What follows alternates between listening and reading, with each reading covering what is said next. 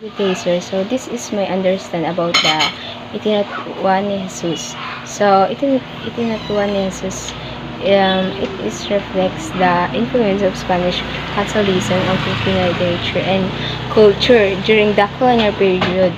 It shows how the teaching of Jesus Christ were adapted to the Filipino context, highlighting the syncretism between indigenous beliefs and Spanish Christianity.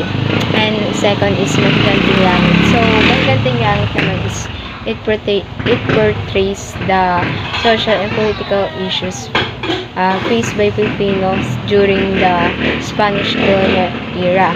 And it explores themes of oppressions, resistance, and the struggle for freedom, providing insight into the lived experience of Filipino under the colonial rule.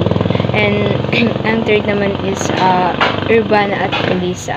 So, it focuses on the lives and emotion of ordinary Filipinos, highlighting the development of national identity and celebration of Filipinos' values and traditions. So, ang fourth is Pasyong Dapat Ipagpaalab.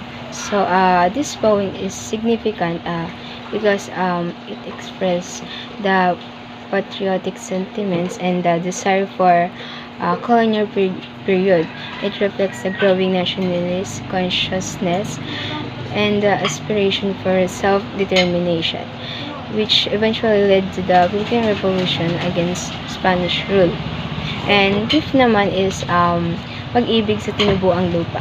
So, it explores the theme of love, one's homeland, and struggle for national identity. It portrays the conflicts and challenges faced by Filipino in asserting their independence and resisting colonial oppressions, highlighting the importance of cultural heritage and the desire for self-governance. And next is ang dapat mabatid ng mga Tagalog. So, it aims to educate and empower Filipinos by providing them with knowledge and information for their own language. And it contributing to develop of national consciousness and promotion of Filipino identity. And lastly is Liwanag at Dilim. So, this novel it delves into the moral and ethical dilemmas faced by the Filipinos during the Spanish colonial period.